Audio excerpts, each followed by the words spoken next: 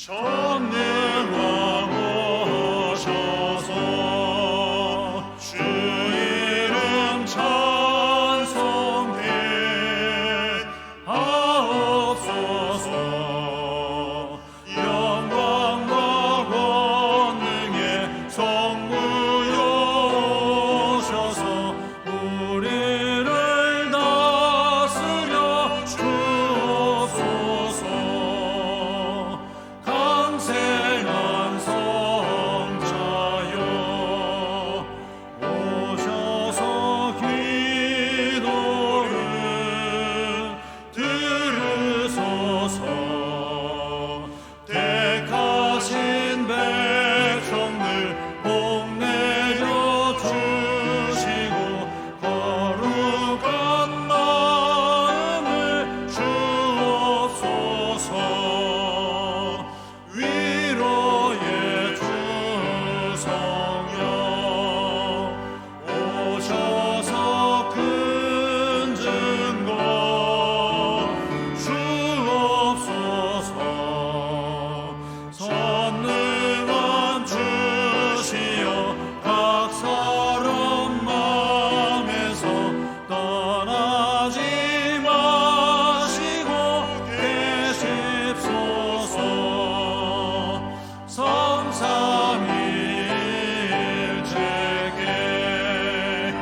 한없는 찬송을 드립니다. 전귀한 주님을 영광 중 배우고 영원히 모시게 하옵소서.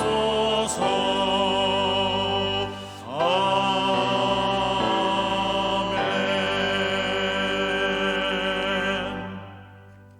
시온에 따라 크게 기뻐할지어다.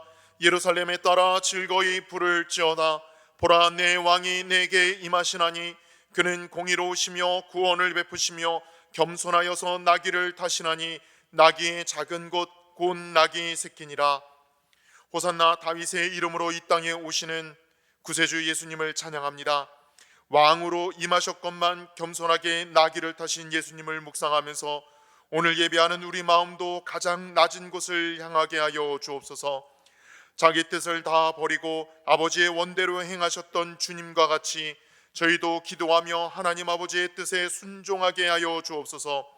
칼과 권력의 길을 외면하시고 묵묵하게 십자가의 고난의 길을 선택하신 주님을 기억하면서 저희도 십자가를 지고 주님의 발자취를 따라가게 하옵소서. 예수님의 이름으로 기원하옵나이다. 아멘.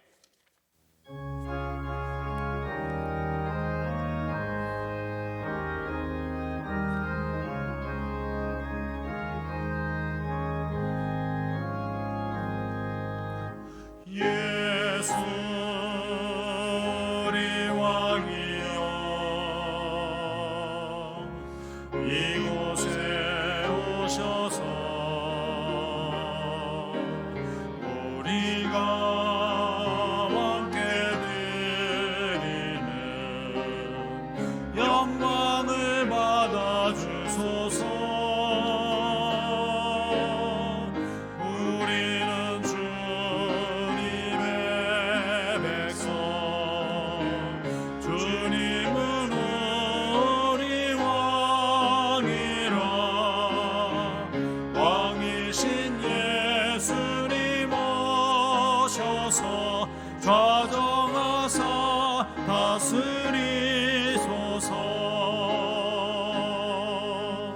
예수 우리 주시여 이곳에 오셔서 우리가 주께 드리는 찬양을 받아 주소서. 우리는 주님의 종들, 우리는 우리 주시라. 주 대신 예수님 오셔 이 찬양을 받아주소서.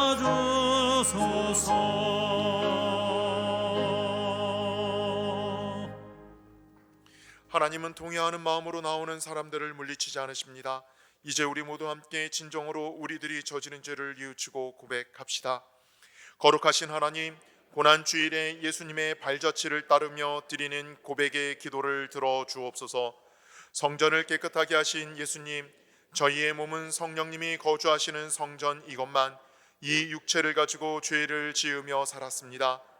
예수님이 저주하셨던 열매 맺지 못한 무화과 나무처럼 저희의 삶도 잎사귀만 무성할 뿐 알찬 신앙의 열매를 맺지 않았습니다. 깨어 기도하라 하신 주님의 말씀에도 깨어 기도하지 못했던 제자들처럼 저희도 연약한 육신을 핑계 삼아 기도하지 않았습니다. 주님을 부인하는 베드로를 바라보시던 주님, 수없이 많은 경우에도 저희도 주님을 모른다고 부인하였습니다. 주님, 이 모든 죄와 잘못을 회개하오니 용서해 주옵소서. 예수님의 이름으로 이 고백의 기도를 드립니다. 아멘. 진이 나무에 달려 그 몸으로 우리 죄를 담당하셨으니 이는 우리로 죄에 대하여 죽고 의에 대하여 살게 하려 하심이라. 그가 채찍에 맞음으로 너희는 나음을 얻었나니 너희가 전에는 양과 같이 길을 잃었더니 이제는 너희의 영혼이 목자와 감독 되신 이에게 돌아왔느니라. 아멘. 우리는 만물의 창조자시오 섭리자시며 온 인류의 아버지시오 모든 선과 미와 애와 진의 근원이 되시는 오직 하나이신 하나님을 믿으며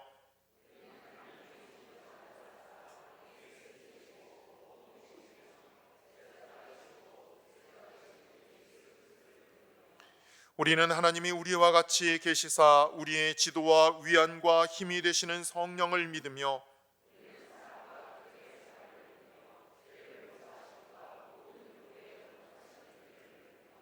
우리는 구약과 신약에 있는 하나님의 말씀이 신앙과 실행의 충분한 표준이 됨을 믿으며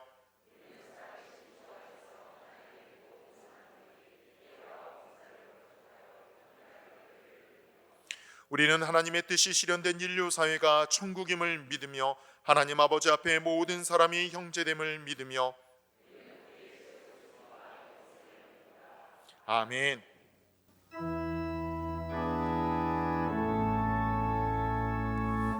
성부 성자와 성령 찬송과 영광 돌려보내세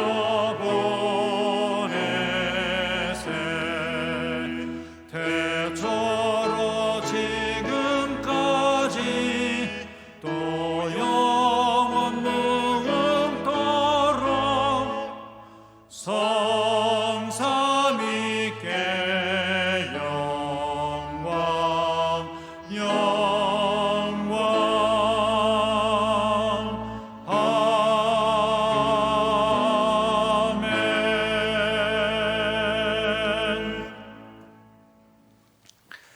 우리들의 날마다의 삶 가운데 함께 하시며 또 여러 가지 제약이 가능한 세상 속에서 그 속에 물들지 않도록 지키시고 보호하시는 하나님 아버지, 귀한 주일 우리들의 발걸음을 예배 자리로 인도하셔서 말씀과 기도와 찬양을 통하여서 우리의 영혼을 만족해 하시고 선한 길로 인도하심을 감사드립니다.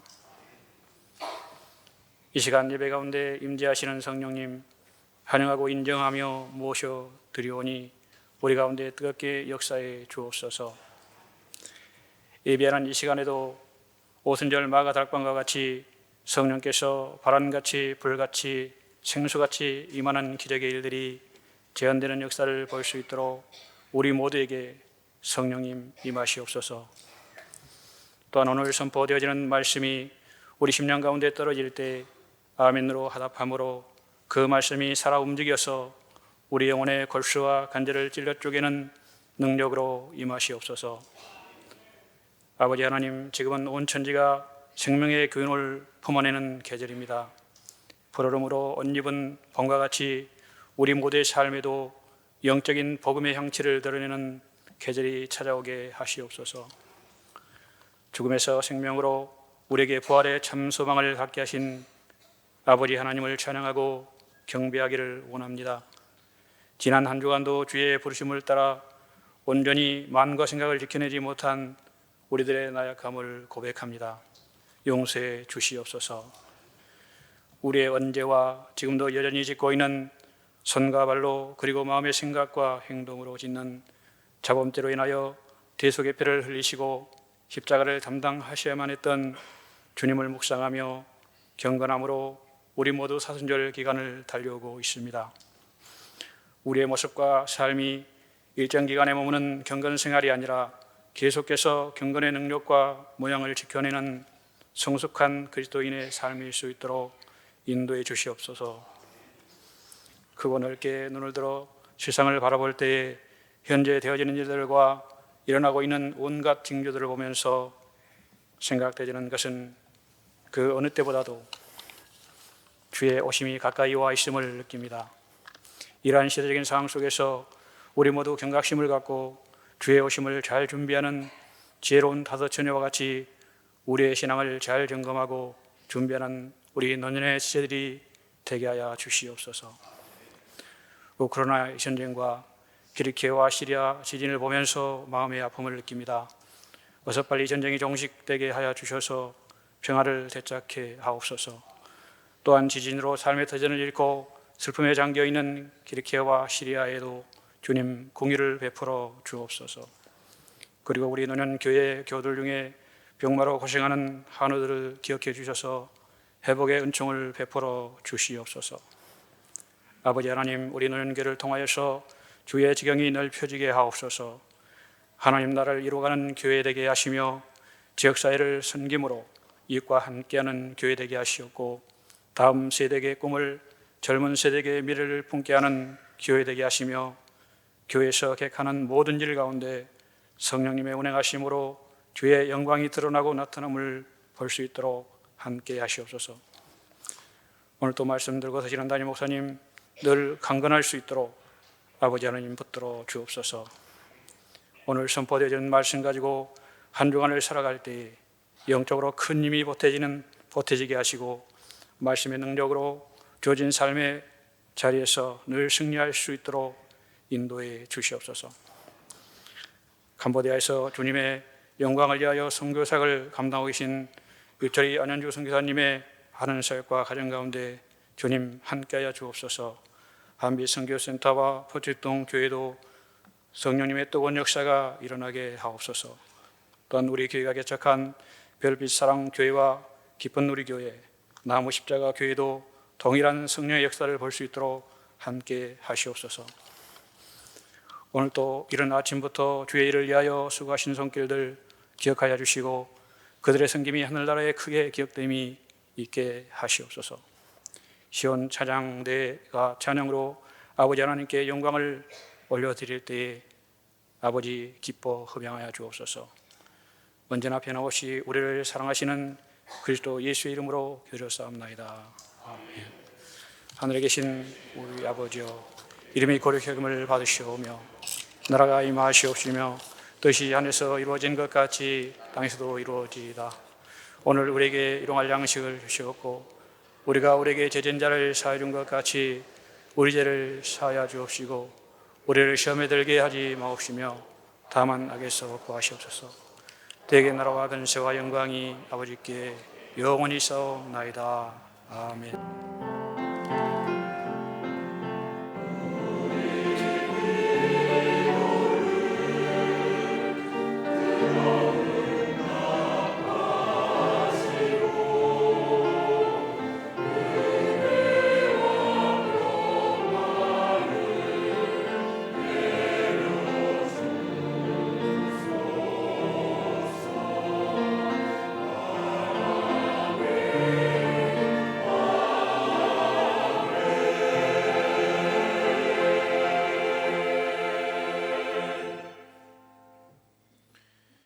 오늘 우리에게 주시는 하나님의 말씀은 마태복음 26장 14절로 25절까지의 말씀입니다. 마태복음 26장 14절로 25절까지의 말씀, 제가 가지고 있는 신약 성경 45페이지쯤 됩니다.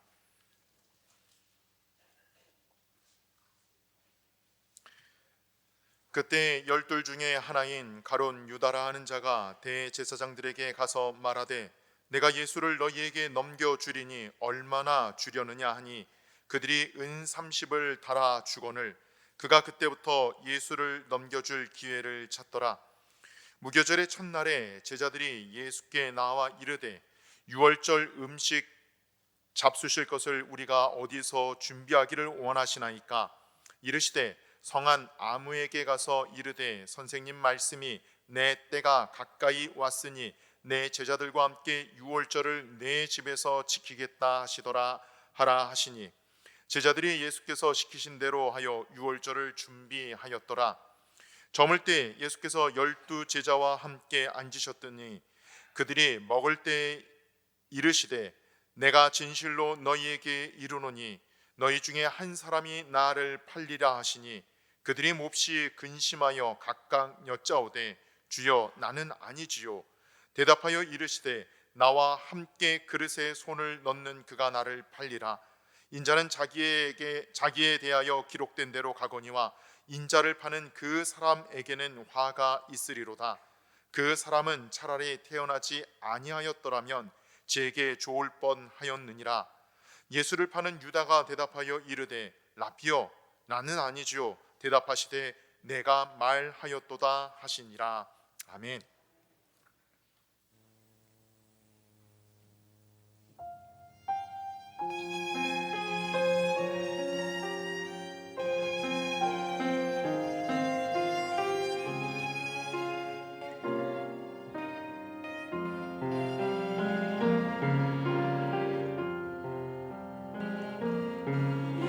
예수께서 잡힌 그날 밤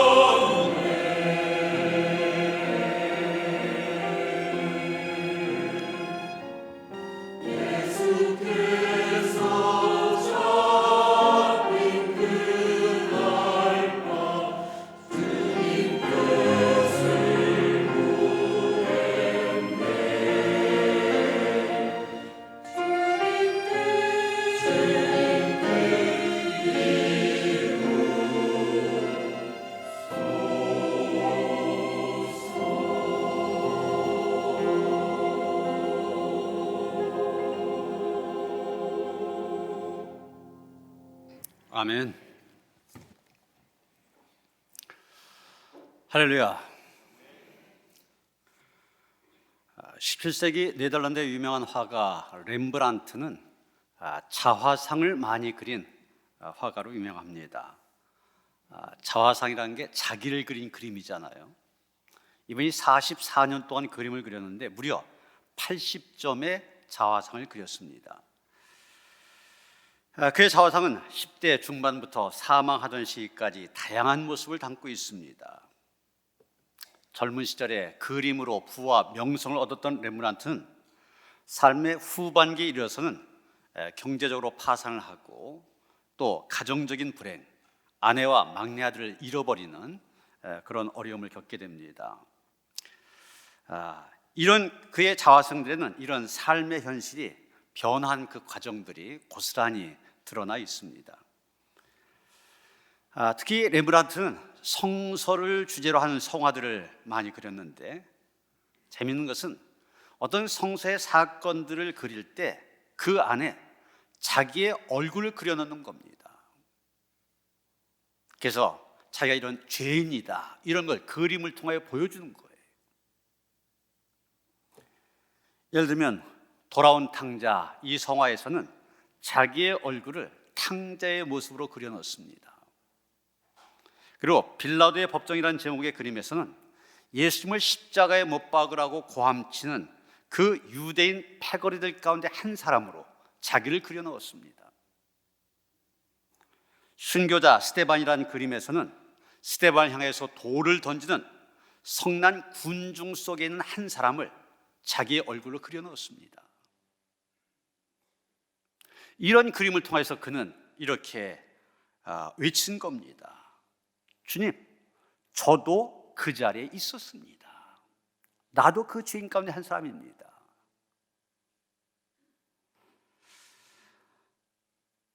우리가 고난주일에 많이 부르는 찬양 있지 않습니까?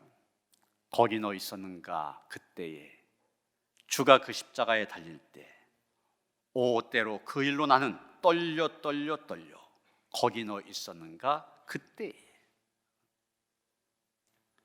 렘브란트는 예수 그리스도를 십자가에 못 박으라고 외치는 무지하고 뻔뻔해진 군중 그 속에 자기가 있었음을 그림으로 고백합니다. 자신의 부끄러움 보지 못하고 남에게 돌을 던지는 살인자의 모습 속에서도 자기 자신을 발견하게 됩니다. 아버지를 고약하고 탕자, 아버지의 품을 떠났던 그 탕자 속에서도 자기의 모습을 본 것입니다. 오늘 우리는 바로 이 렘브란트가 가졌던 그 심정을 가지고 고난주의를 지키기를 원합니다. 우리 역시 하나님의 사랑으로 택함받아 하나님의 자녀가 되었지만 경건하지 못한 우리는 바울의 고백대로 마음은 원이로되 육신이 약하여서 우리 역시 렘브란트와 똑같이 죄의 현장에 있었음을 고백해야만 됩니다. 교회는 오늘을 고난주일 또는 종려주일로 지키며 예배를 드립니다. 그런데 이 고난주일과 종려주일, 이 두 기념주일은 서로 상반되는 의미를 갖고 있습니다. 이런 종려주일이 상징이 뭡니까? 예수께서 나귀를 타시고 예루살렘에 입성하실 때 수많은 군중들이 종려나무가지를 흔들며 외칩니다. 호산나 다윗의 자손이여 찬송하리로다. 주의 이름으로 오시는 이여 가장 높은 곳에서 호산나 함성을 지르는 모습 우리가 생각하게 되죠. 만왕의 왕으로 세상을 구원하기 위해 오신 승리자의 당당한 모습, 이게 종려주일의 모습입니다. 금방이라도 마음만 먹으면 세상을 뒤엎을 기세로 예루살렘에 입성하신 예수님 앞에는 종려나무가지를 흔드는 군중들, 겉옷을 그 앞에 깔아드리는 사람들로 가득 찼습니다. 거기에 비해서 고난주일의 상징은 무엇입니까? 예수께서 겟셋마네 동산에서 피땀 흘리시며 기도하신 모습입니다. 빌라도의 법정에 끌려가셔서 무지막지한 가죽 채찍으로 매를 맞아 온몸이 찢어지고 터지는 흉측한 모습입니다. 십자가를 짊어지고 갈보리 산에 오르면서 지쳐 넘어지고 쓰러지고 또 쓰러지는 그런 모습입니다. 십자가에 매달리셔서 마지막 피 한 방울, 물 한 방울까지 다 쏟으시면서 나의 하나님 어찌하여 나를 버리시나이까 부르짖는 예수님의 모습, 이게 바로 고난주일의 모습입니다. 그런데 여러분, 이 예수님의 고난과 밀접한 관계를 맺고 있는 인물이 하나 있습니다. 바로 가룟 유다입니다. 그런데 오늘 본문 14절에 보면 그때 12 중에 하나인 가룟 유다라 하는 자가 이렇게 말하고 있습니다.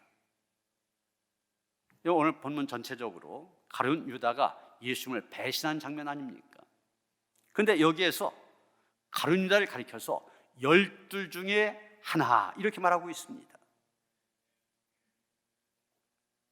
여러분, 12제자가 누굽니까? 12제자들, 예수님께서 친히 선택하신 핵심 제자들이었습니다.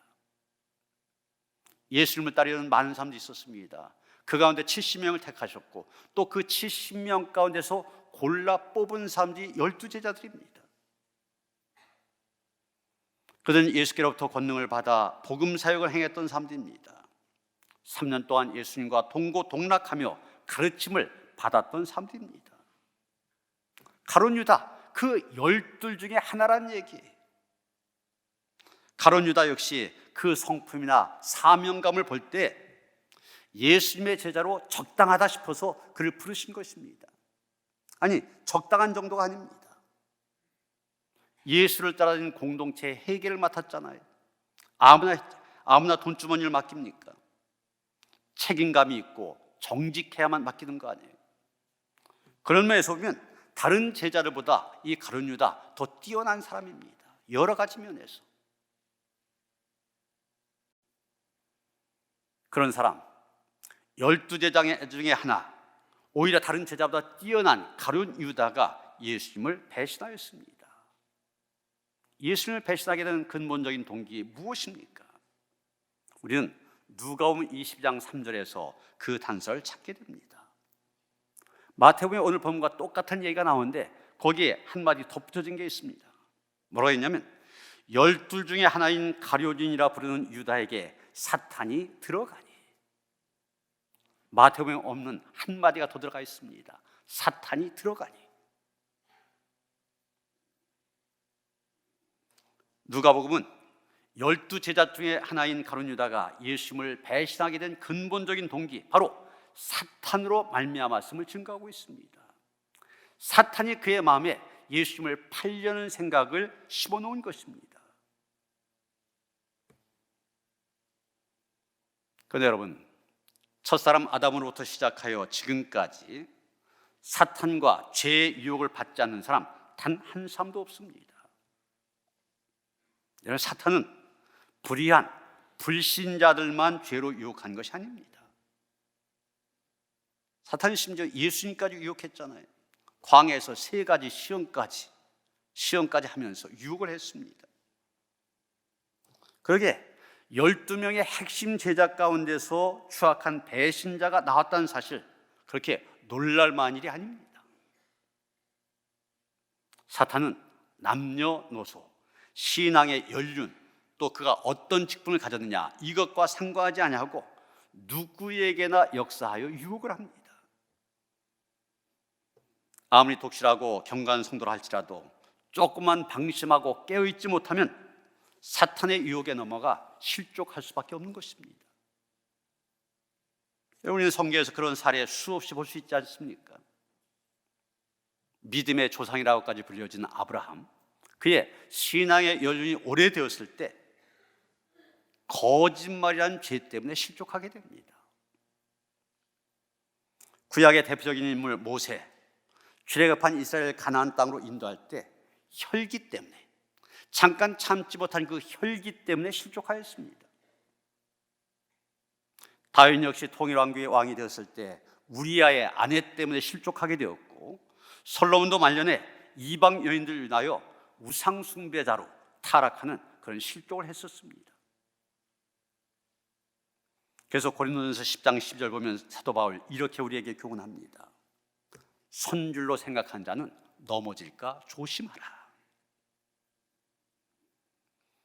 죄로 인한 실족, 직분의 경중은 물론이고 신앙의 연륜과 전혀 상관이 없다는 사실 잊지 말아야만 됩니다. 오히려 죄의 유혹이라고 하는 것 항상 우리 가운데 존재한다는 사실 잊지 말고 늘 깨어서 죄를 대적하는 지혜로운 성도들 되어야만 됩니다. 본문 15절에 보면 가룟 유다는 대제사장들에게 가서 내가 이것을 너에게 넘겨주리니 얼마나 주려느냐 흥정하는 것을 보게 됩니다. 이 말씀은 지금 가룟 유다가 물질에 대한 욕심이 많았던 사람임을 알려주고 있습니다. 그런데 오늘 본문 조금 앞에 6절서부터 13절까지 보면은 마리아가 향유를 담은 옥합을 깨뜨려서 예수님의 머리를 닦아드리는 그런 얘기가 나옵니다. 그리고 중간에 다른 이야기가 나온 다음에 가룟 유다가 배반한 이야기가 나옵니다. 그래서 마태는 이 마리아와 가룟 유다를 비교하려고 한다. 그래서 이 둘을 비교한 이야기를 많이 합니다. 먼저 마리아에 대해서 우리가 생각해 보죠. 마리아는 주님께 은혜를 많이 받은 그런 여인이었습니다. 그중에 가장 큰 은혜, 오빠 나사로가 중환병에 걸려서 죽게 되었는데 죽은 지 나흘이나 된 나사로 예수님께서 다시 살려주셨습니다. 나사로가 집안의 기둥이었는데 그를 살려주신 주님의 은혜를 이 마리아는 생각할 때 그 무엇을 드린다 할지라도 아깝지 않았습니다. 마리아는 그 은혜가 너무 감사하고 고마워서 자기가 가장 아끼던 향유 한 옥합을 주님께 가지고 와서 아낌없이 바쳤던 것입니다. 마리아는 지금 사람들에게 자기 믿음이 이렇게 좋다 과시하기 위해서 헌물한 것이 아닙니다. 주님의 은혜 너무 감사하여 바친 것입니다. 우리가 하나님 앞에 헌금할 때 어떤 자세로 바쳐야 되는가 우리는 여기에서 배우게 됩니다. 우리가 주님 앞에 헌신하거나 봉헌할 때 반드시 명심해야 될 것은 내가 주님께로부터 받은 은혜 만분의 1이라도 갚는다, 이런 마음으로 할 때 하나님께서 기뻐 받으시는 것입니다. 지금 마리아가 그랬습니다. 주님에 대한 감사, 주님에 대한 사랑 때문에 자신이 소중하게 간직하고 있던 향유 옥합, 그것을 깨어서 예수님의 머리와 발에 부었습니다. 여러분, 여기서 우리가 보는 것, 사랑은 계산하지 않는 거라고 하는 것입니다. 사랑은 최고의 것을 주고 싶어 한다는 것입니다. 사랑은 값도 따지지 않습니다. 사랑으로 하는 헌신이었기 때문에 마리아, 주님께 최고의 것을 드렸습니다. 사랑이 그런 것입니다. 값을 묻지 않는 것입니다. 그리고 사랑은 항상 미안한 마음을 가지고 있습니다. 더 주지 못해서 미안하고 더 잘해주지 못해서 미안한 마음, 그게 사랑인 것입니다. 결혼 앞둔 남녀가 어느 날 백화점에 가게 되었습니다. 이런 서로 사랑하기 때문에 결혼까지 약속하게 되었고, 사랑하는 처지니까 좋은 것 사주고 싶지 않겠습니까? 그래서 예비 신부 잔뜩 기대에 부풀어 따라다닙니다. 그런데 이 남자가 물건마다 가격을 보더니, 야, 너무 비싸다, 좀 더 싼데 다른 데 가보자. 계속 그러면서 이리저리 끌고만 다니더란 거예요. 결국 이 화근되어 두 사람 헤어지고 말았다는 것입니다. 사랑이라고 하는 것은 원래 값을 묻지 않는 것입니다. 지금 마리아의 심정이 그랬습니다. 여러분, 예수님 우리를 사랑하셔서 자기의 모든 것을 다 주셨습니다. 하늘 보좌의 영광도 다 내어놓으셨습니다. 자기의 생명도 아끼지 아니하시고 다 주셨습니다. 우리가 정말 그분을 사랑한다면 우리는 최고의 것을 드릴 수밖에 없습니다. 값을 따지지 아니하고 아낌없이 주는 것이 사랑이기 때문입니다. 여러분, 마리아는 그랬습니다. 그런데 이런 마리아와 비교할 때 가룟 유다는 어떻게 하였습니까? 마리아가 한 것을 보고 말합니다. 왜 그 값비싼 향유, 가난한 자를 구제하는 데 쓰지 않고 예수님의 발에다가 쏟아서 그것을 낭비하느냐, 화를 냈습니다. 마리아가 부어버린 그 향유값, 가롯 유다의 계산대로 하면 300데나리온 된 것입니다. 여러분, 한 데나리온이 보통 노동자들의 하루 품삯. 그러면 300데나리온 그러면 노동자들이 1년을 거의 쓰지 않고 모아야만 모을 수 있는 대단한 액수의 돈입니다. 가룟 유다는 그 엄청난 돈을 쓰는 용도가 틀렸다고 비판하고 있습니다. 사실 가룟 유다의 말 이해가 될 수도 있습니다. 그 돈 가지고 가난한 자들에게 쌀 한 포씩 돌린다면 300명 이상에게 혜택을 줄 수가 있습니다. 불안한 학생들에게 장학금을 준다면 수십 명에게 혜택이 돌아갈 수 있을 것입니다. 그런 측면에서 생각하면 정말 아까운 일입니다. 그러나 예수께서는 비판하고 있는 가룟 유다를 야단치셨습니다. 본문 바로 앞에 11절 보시면 가난한 자들은 항상 너희와 함께 있거니와 난 항상 함께 있지 아니하리라 그러셨습니다. 예수님을 향한 사랑이 구제보다 앞선 것입니다. 그런데 가룟 유다는 욕심이 많은 사람이었습니다. 지금 말로는 가난한 자를 위하는 것처럼 보이지만 사실은 자기 욕심 때문이었습니다. 그걸 어떻게 할 수 있냐면 같은 얘기가 나오는 요한복음 12장 6절이면 가룟 유다에 대해서 평가한 말이 나옵니다. 지금 이 말에 대해서 뭐라고 했냐면 이렇게 말하면 가난한 자들 생각함이 아니요 그는 도둑이라 돈꾀를 맞고 거기 넣는 것을 훔쳐가미러라 이렇게 말하고 있습니다. 이런 가룟 유다를 생각하면 이런 상황을 설정할 수 있을 겁니다. 만약 마리아가 그 향유를 예수님 일행을 해서 바쳤다. 그럼 가룟 유다가 어떻게 했겠습니까? 회계를 맡았으니까 당연히 300데나리온에 팔았겠죠. 그리고 장부에는 250데나리온 쓴 거로 하고 아마 50데나리온은 인마이 포켓, 자기 주머니에 집어넣었을 것입니다. 그런데 지금 상황이 어떻습니까? 마리아의 별난 믿음 때문에 인마이 포켓을 못했습니다. 자기가 손해났다는 생각 때문에 화가 난 것입니다. 이것이 결국 은 30에 예수님을 팔아넘기는 배신 행위로 이어진 것입니다. 여러분, 우리는 이런 가룟 유다의 행보 속에서 나 자신을 볼 수 있어야만 됩니다. 가룟 유다야 그 모습이 바로 우리의 자화상이 되어져야 한다는 것입니다. 우리 역시 물질에 대한 욕심 때문에 세상의 이런저런 것에 대한 욕심 때문에 주님을 배반하는 자리에 있지 않느냐는 것입니다. 바로 그 자리에 내가 있는 것은 아니냐. 어제 신문에 보니까 지금 파키스탄이라는 나라 경제가 붕괴될 정도의 위기에 있다 보니 사람들이 굉장히 어렵습니다. 그래서 남부 키리치에서 구호품을 준다고 그러니까 600~700명 되는 사람들이 좁은 그 보급소에 모여들었습니다. 이태원에서처럼 이 사람들이 쓰러지면서 압사 사고가 일어나서 12명이 사망을 했습니다.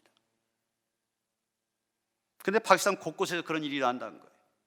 지난달 말에도 곳곳에 무료 밀가루 배급소에서 이런 압사 사고가 일어났는데 북서부 지역에서 8명, 동부 펀잡 지역에서 3명, 총 11명이 무료 그 배급품을 받으려다가 압사 사고를 당했다는 겁니다. 이 사람들 살기 위해서 먹을 것을 위해서 얻기 위해서 선택했는데 그것이 죽음이라고 하는 결과로 이어졌습니다. 우리가 살아가면서 이런 잘못된 선택이 잘못된 결과로 이어진 건 너무 많이 있습니다. 잘못된 선택에 대한 값을 치르게 되어 있습니다. 그때 해야 할 일이 무엇입니까? 또 다른 잘못된 선택을 하는 것이 아니라 회개해야 되는 것입니다. 돌아와야 되는 것입니다.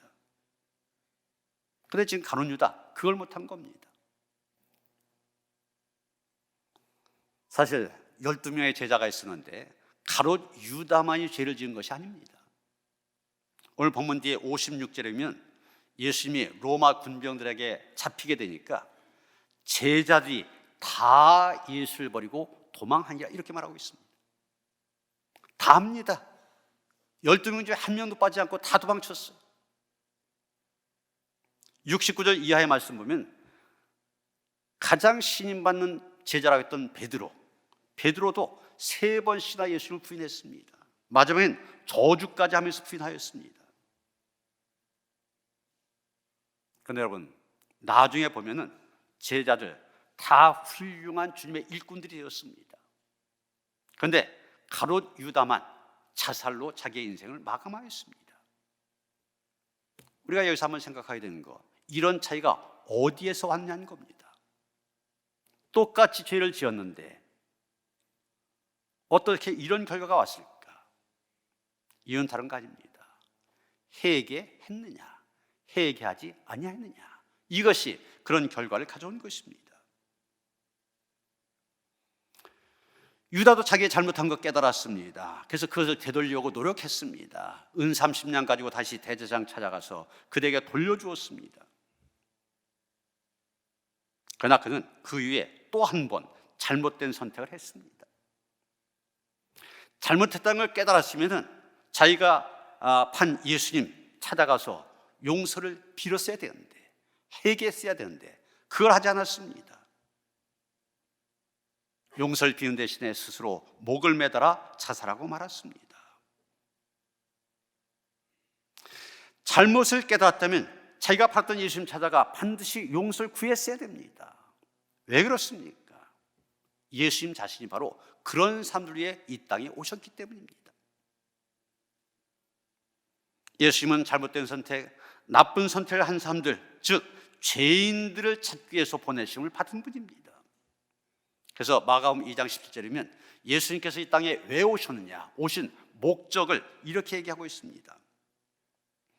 건강한 자에게는 의사가 쓸데없고 병든 자에게라야 쓸데있느니라. 나는 의인을 부르러 온 것이 아니요 죄인을 부르러 왔노라 하시니라. 죄인을 위해서 오셨습니다. 죄인을 구원하시기 위해서. 뉴욕 박물관에 가면은 유대인 전통관이 있는데 거기에 가죽장갑 하나가 진열이 되어져 있습니다. 평범한 가죽장갑인데 의미가 있는, 스토리가 있는 가죽장갑입니다. 이 장갑은 이스라엘의 기관원인 피터 말킨이 끼고 있던 장갑입니다.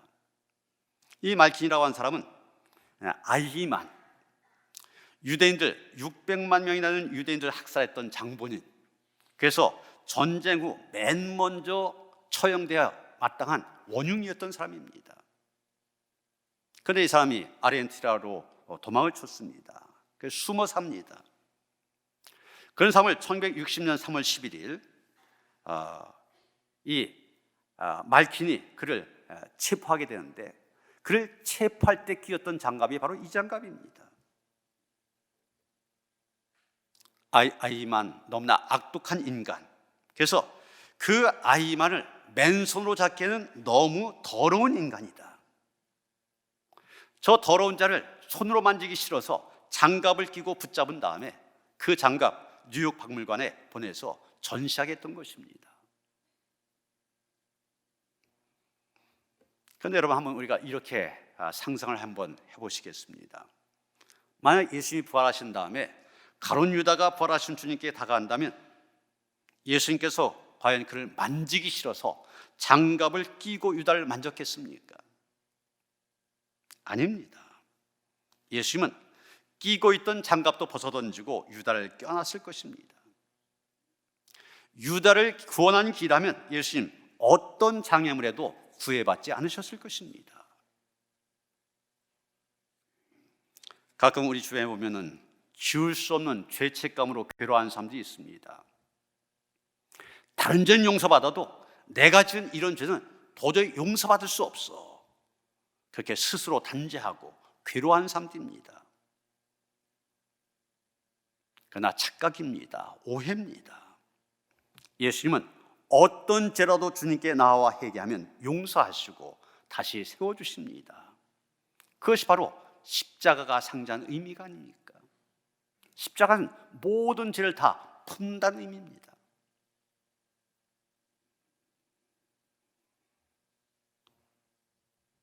영국 런던 템플교회 요셉 파커 목사님에게 한 회의론자, 무신론자가 물었습니다. 목사님, 예수라고 한 사람이 가룟 유다를 제자로 삼았다는 사실에 대해서 어떻게 설명하시겠습니까? 자신을 배반할 유다를 제자로 삼은 거 예수님의 실수가 아니냐, 비아냥거리는 의미에서 질문한 겁니다. 그때 파커 목사님 이렇게 대답했습니다. 내게는 이것보다 더 큰 문제가 있습니다. 나는 예수님이 왜 유다를 제자로 선택했는지 모릅니다. 그러나 내게 더 큰 문제는 왜 예수께서 요셉 파커, 왜 자기를 선택하셨냐 이것입니다. 이렇게 대답했던 얘기입니다. 가룟 유다보다 더 많은 죄를 지은 나를 왜 예수님이 택하셨는지 그것이 더 큰 의문이라는 얘기죠. 여러분, 이 파커 목사님처럼 우리는 가룟 유다의 이야기가 바로 우리의 이야기임을 알아야만 됩니다. 우리 역시 똑같이 잘못된 그릇된 선택을 합니다. 그런데도 주님은 우리를 택해 주셨습니다. 그리고 회개할 때 용서해 주시고 새 사람으로 세워주십니다. 렘브란트는 그런 자신의 모습을 안타깝게 여겨 스데반에게 돌 던지는 군중 속에 자신의 얼굴을 그려넣었고, 예수님을 십자가에 못 박으라고 외치는 군중 속에 자기의 얼굴을 그려넣었습니다. 돌아오는 탕자의 얼굴도 자기 얼굴로 그려넣었습니다. 바로 그릇된 잘못된 선택을 일삼고 있는 자신의 모습이 그 모습이기 때문입니다. 그러나 예수님, 우리가 돌아올 때 용서하십니다.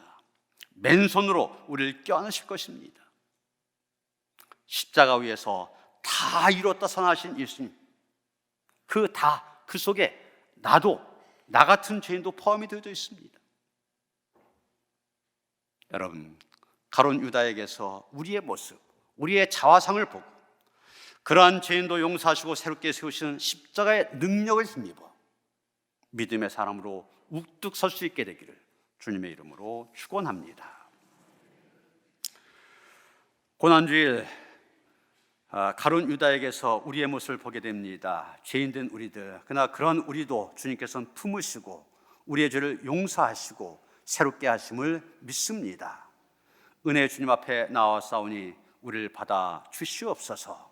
새로운 피조물 되어 살아가게 하시옵소서. 예수 그리스도 이름 받들어 기도하여 싸움나이다. 아멘.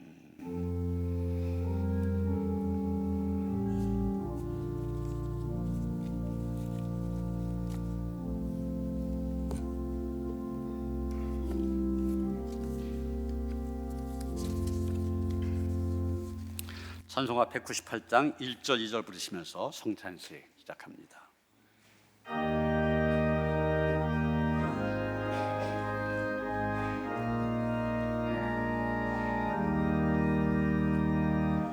주 예수 해변서 떡을 떼사 우리를 먹이어 주심같이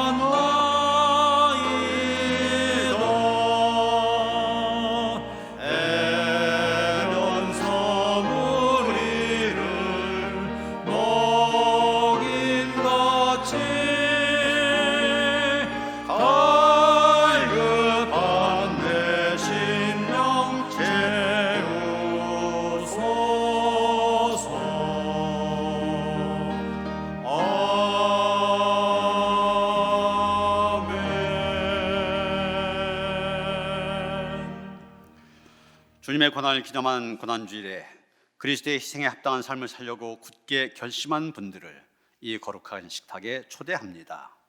겸손한 마음으로 이 성찬에 참여합시다.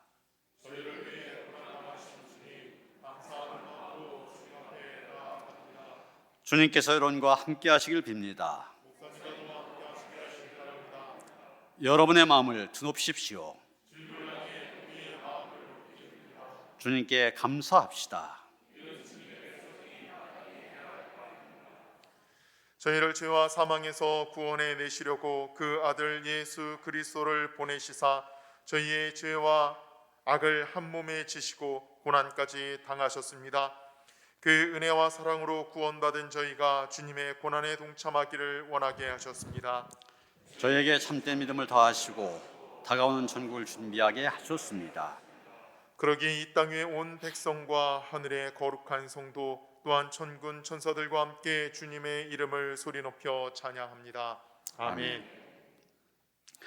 주님께서 몸소몸을 내어주시던 밤 떡을 손에 드시고 감사기도 하신 다음 떼어서 제자들에게 주시며 말씀하셨습니다.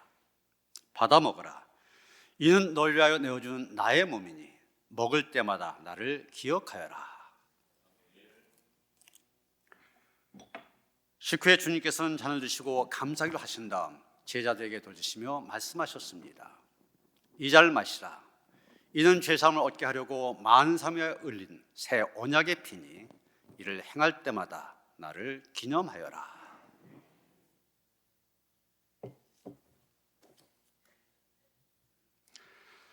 거룩하신 하나님, 일찍이 주님께서 세상에 보내셨던 성령을 지금 다시 보내주시사 차려놓은 떡과 포도주 위에 임하셔서 이 식탁을 성별하여 주옵소서.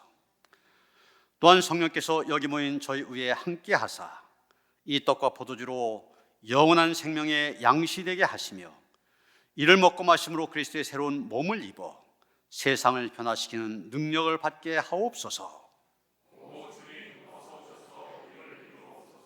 아멘. 우리 분급위원들 또 가정에서 성찬에 참여하신 분들 오른손에 떡을 드시겠습니다. 이 떡이 하나이듯 여기 모인 우리도 하나입니다. 하나의 떡을 함께 나누기 때문입니다. 이로써 우리는 모두 그리스도의 한 몸에 참여합니다.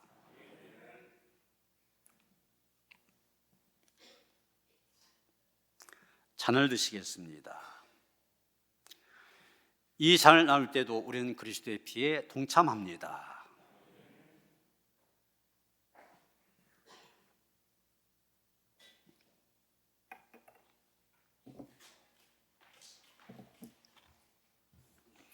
이제 분급위원들 항균 장갑을 끼고 여러분들에게 떡과 포도주를 나누어 드립니다. 오른손 아래 왼손 위에 십자가로 하셔서 받으셔서 입에 넣도록 그렇게 하시겠습니다.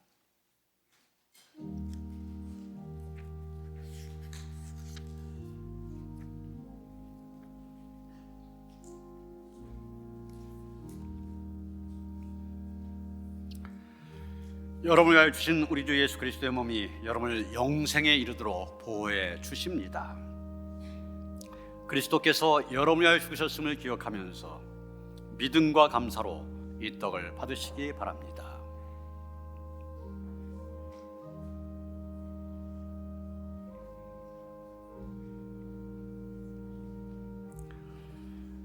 여러분을 위하여 흘리신 우리 주 예수 그리스도의 피가 여러분을 영생에 이르도록 보호해 주십니다.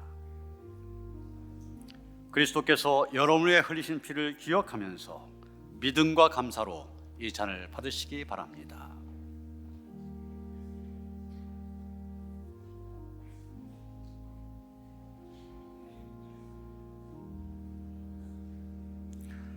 여러분을 위하여 주신 우리 주 예수 그리스도의 몸이 여러분을 영생에 이르도록 보호해 주십니다. 그리스도께서 여러분을 위하여 죽으셨음을 기억하면서 믿음과 감사로 이 떡을 받으시기 바랍니다.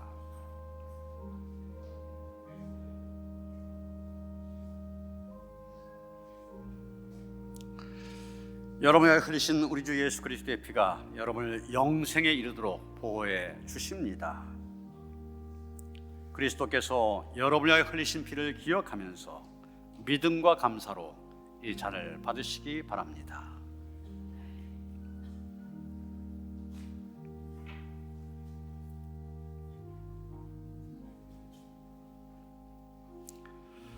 난 하늘에서 내려온 살아있는 떡이니 사람이 이 떡을 먹으면 영생하리라. 내가 줄 떡은 그 세상의 생명을 위한 내 살이니라 하시니라.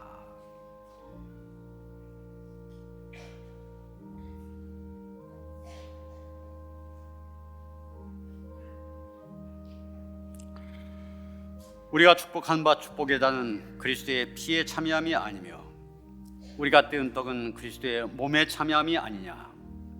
떡이 하나요 많은 우리가 한 몸이니 이는 우리가 다 한 떡에 참여함이라.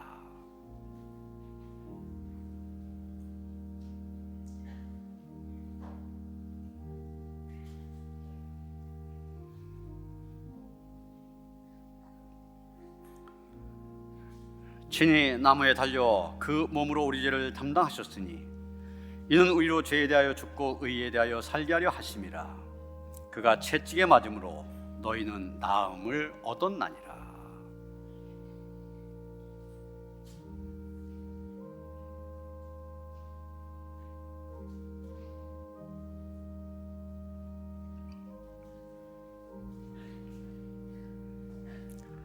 사랑하는 자들아, 우리가 서로 사랑하자.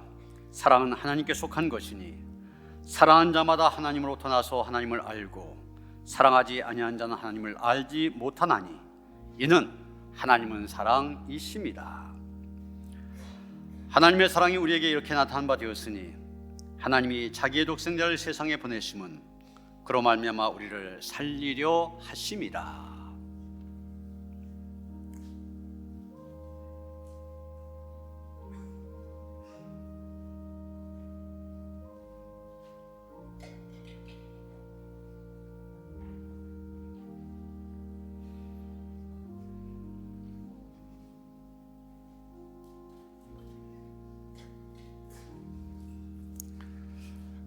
감사의 기도를 다 함께 드리시겠습니다. 영원하신 하나님, 구원의 신비를 저에게 보여주시고 생명의 양식과 성령의 능력을 부어주시니 감사합니다. 성찬에 참여한 저희로 하여금 자기의 십자가를 지고 주님을 따르게 하시며 이제 세상에 나아갈 때 주님의 일꾼으로 승리하게 하옵소서. 저에게 새 삶을 주신 예수 그리스도의 이름으로 기도합니다. 아멘. 찬송가 149장 찬송하시면서 주님 앞에 봉헌하시겠습니다.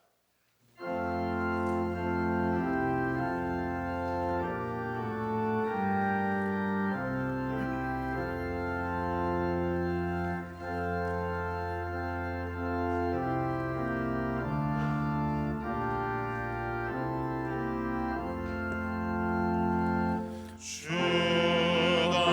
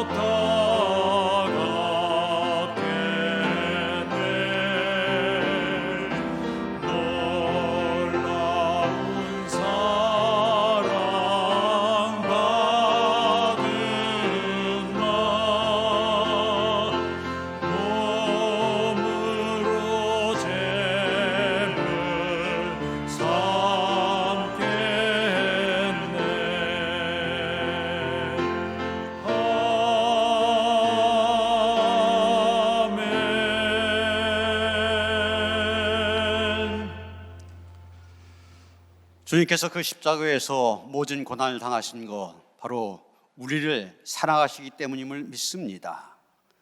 그 사랑에 힘입어 그 사랑에 감격하여 홀로 거룩한 날, 특히 고난주일 주님 앞에 나와 예배를 드립니다. 영과 지로 되는 예배를 받아 주시옵시고 다시 한번 그 십자가의 사랑 온몸으로 느끼며 경험하는 복된 예배가 되게 하여 주시옵소서. 그 사랑으로 세상을 이기기를 원합니다. 그 사랑 안에서 힘을 얻고 세상에 나아가는 주의 백성들 되게 하여 주시옵소서. 그런 주님의 사랑과 은혜에 감사 감격하여 하나님을 예배할 때 정성된 예물을 주님 앞에 드립니다. 기뻐 받아 주시옵시고 드린 물질 축사하시되 이 물질이 씻어진 곳곳마다 그 주님의 크신 사랑 더 많은 사람들에게 전해지게 하시고 그들이 사랑 안에서 새로운 삶을 살아가게 하는 데 쓰임받게 하시옵소서. 우리 주 예수 그리스도의 이름 받들어 간절히 축원하며 기도하옵나이다. 아멘.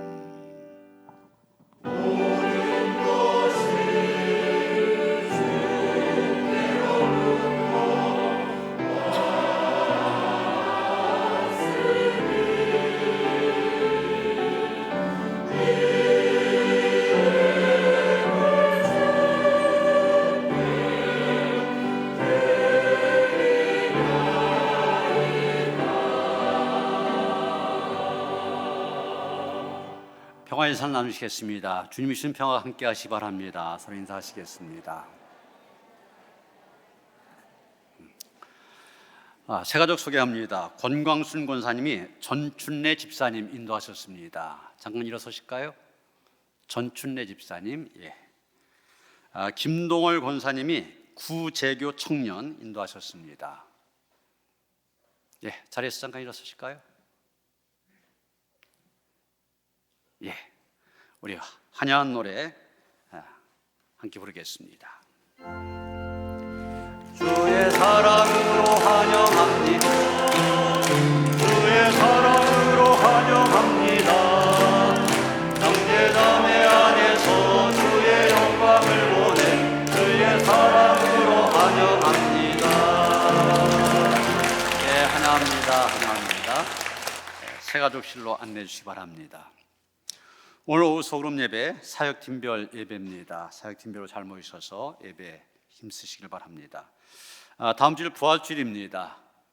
부활의 주님을 함께 기뻐하며 예배하는 귀한 시간 온 가족과 함께 나오시길 바랍니다. 특히 3부 예배 때는 우리 찬양대에서 부활절 칸타타 열심히 준비해서 은혜로운 찬양으로 영광을 돌리게 됩니다.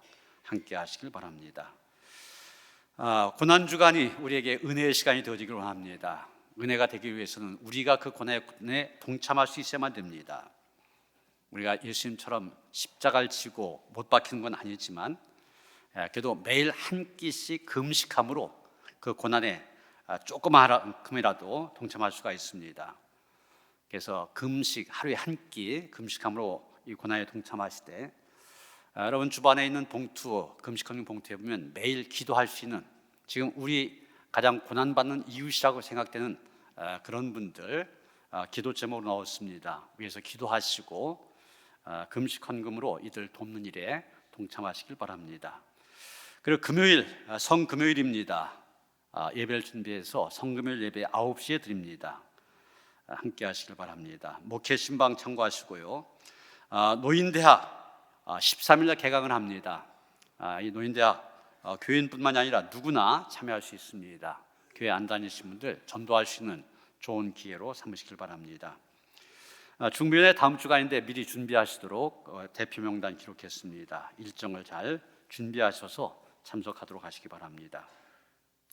주찬호 김세현 집사님 이사하셨습니다. 축하드립니다. 이광자 권사님 병원에 입원하셨습니다. 위에서 기도해 주시기 바랍니다.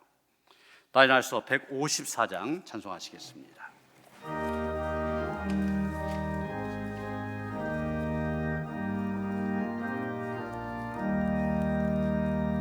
생명의 주여 면류관 받으시옵소서. 날 위해 쓰신 가시관 나 기억합니다.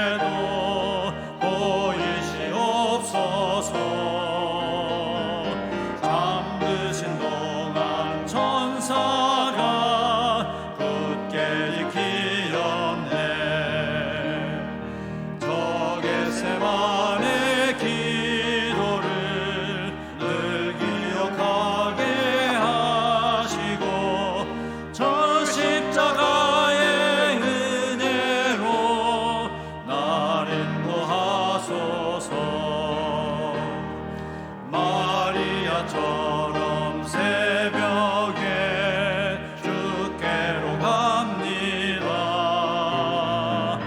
빈무덤 내게 보이사 날 가르치소서.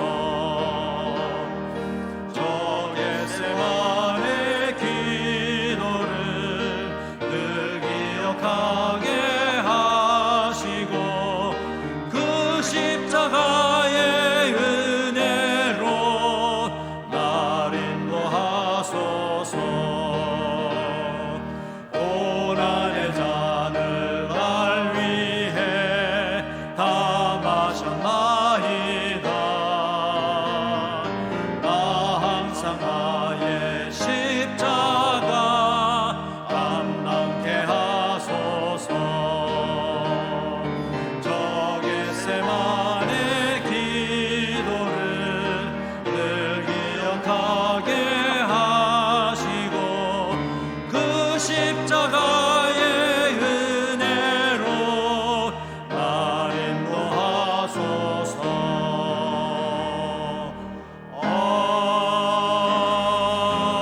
아멘.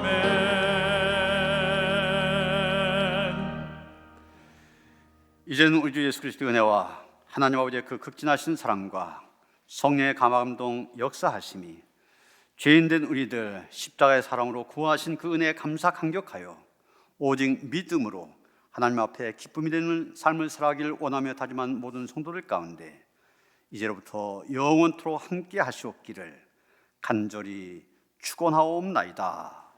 아멘.